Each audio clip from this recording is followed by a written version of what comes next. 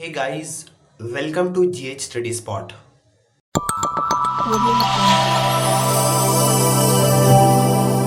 Audio Jungle.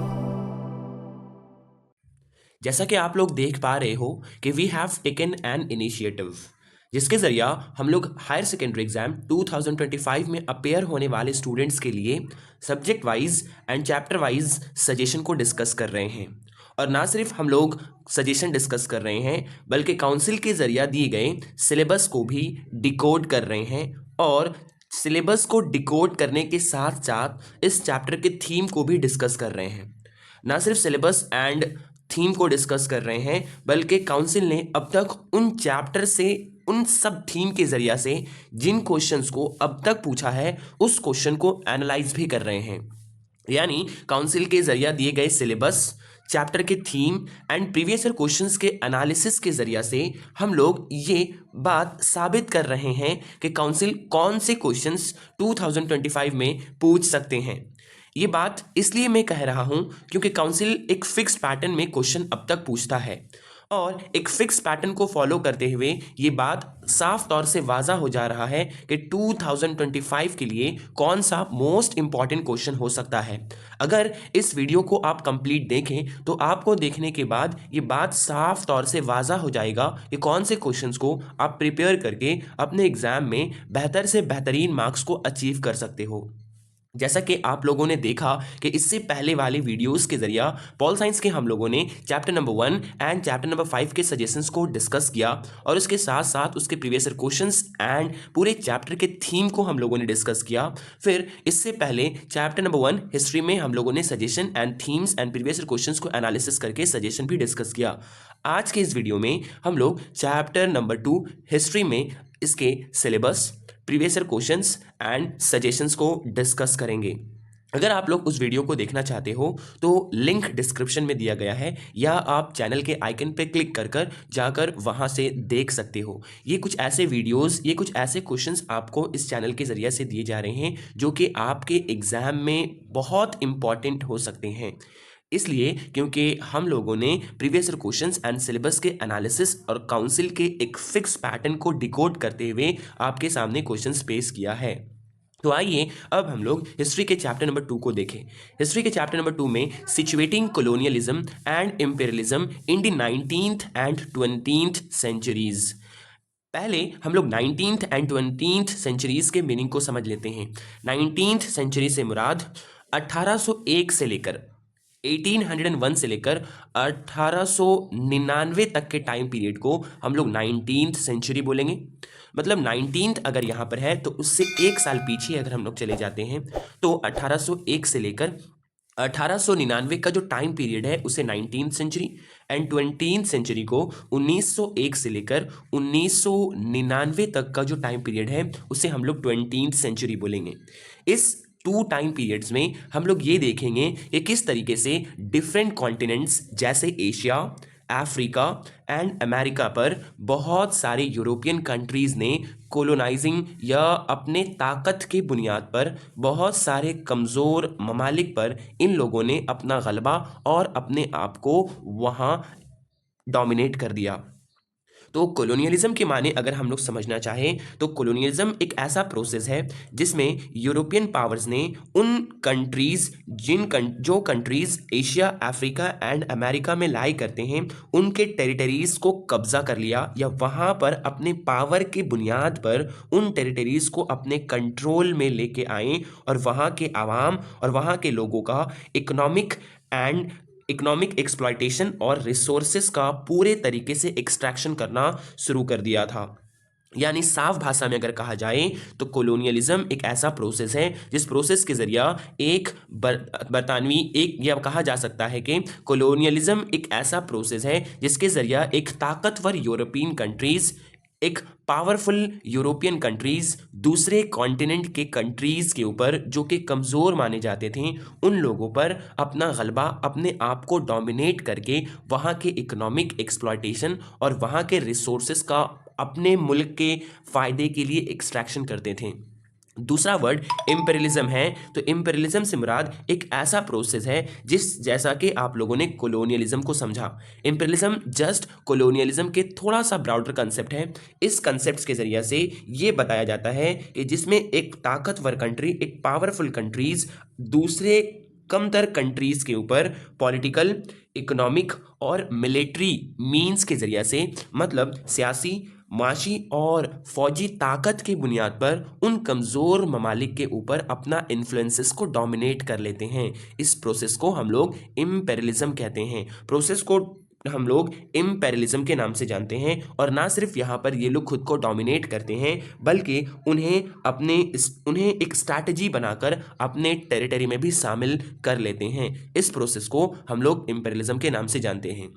तो हम लोग ये देख रहे हैं कि 19th एंड 20th सेंचुरी में कई सारे ताकतवर यूरोपियन कंट्रीज़ ने कई सारे दूसरे कॉन्टिनेंट जैसे अफ्रीका, एशिया और अमेरिका के ऊपर इन लोगों ने एक के बाद दीगर तरीके से कोलोनाइज एंड इम्पेरियलाइज किया था।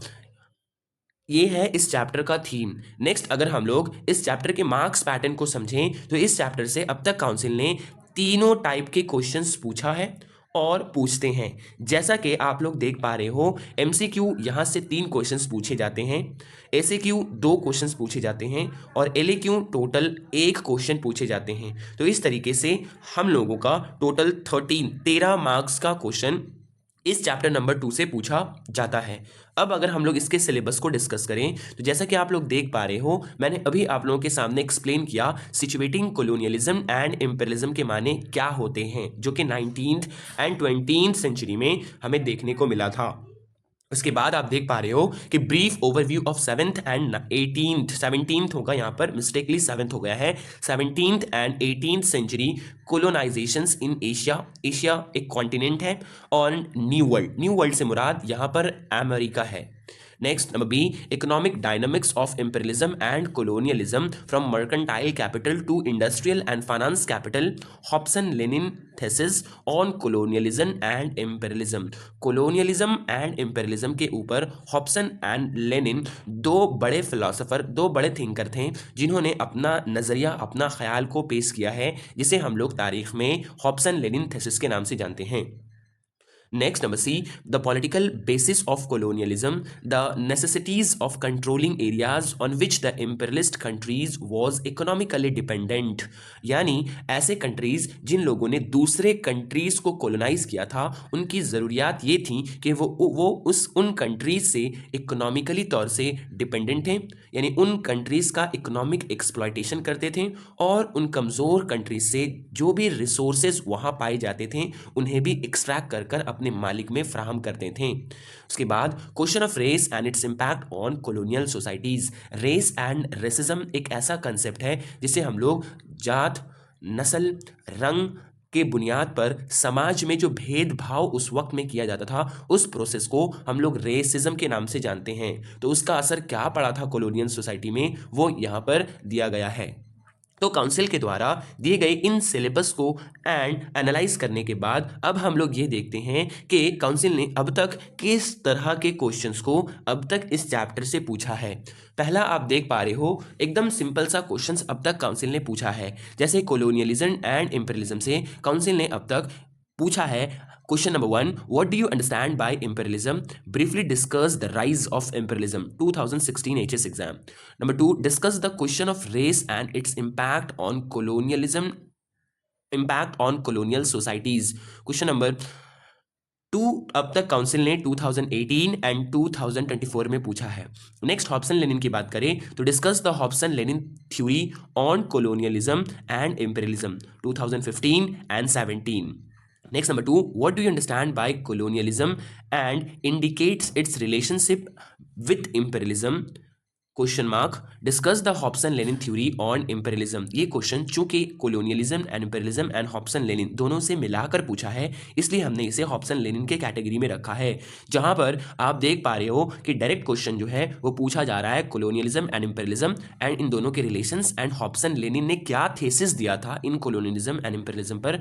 इससे 2021 में पैंडेमिक की वजह से एग्जाम कैंसिल हो गया था और 2022 में ये पार्ट सिलेबस का पार्ट नहीं था एंड 2023 2023 में इससे क्वेश्चन नहीं पूछा गया था। तो इन प्रीवियस ईयर क्वेश्चन जिन्हें काउंसिल ने अब तक पूछा है, इन चीज़ों के एनालिसिस के साथ अब हम लोग ये देखते हैं कि हमारे लिए मोस्ट प्रोबेबली कौन सा क्वेश्चन द मोस्ट इंपॉर्टेंट हो सकता है, जिसे अगर हम लोग अच्छे से प्रिपेयर कर लें तो हमारा एग्जाम में उनसे क्वेश्चन आ जाए। आइए अब हम लोग उस क्वेश्चंस को देखते हैं। जैसा कि आप लोग देख पा रहे हो, सजेशंस फॉर एचएस 2025, यहाँ पर आप लोगों को टोटल 4 क्वेश्चंस दिए गए हैं, जिन 4 क्वेश्चंस को अगर आप प्रिपेयर कर लेते हो एग्जाम में, इन्हीं क्वेश्चंस के अंदर से आपको क्वेश्चंस देखने को मिलेंगे। जैसा कि क्वेश्चन नंबर 1 आप देख पा रहे हो, discuss Hobson Lenin theory on colonialism and imperialism. ये द मोस्ट इंपॉर्टेंट क्वेश्चन इस साल, आने वाले साल यानी 2025 के लिए है। दूसरा, व्हाट डू यू मीन या what do you understand bye imperialism and briefly discuss the causes of rise of imperialism. And next, what do you understand by colonialism? Indicates its relationship between colonialism and imperialism. Next, what is mercantile capital? Question mark. Discuss the main statements.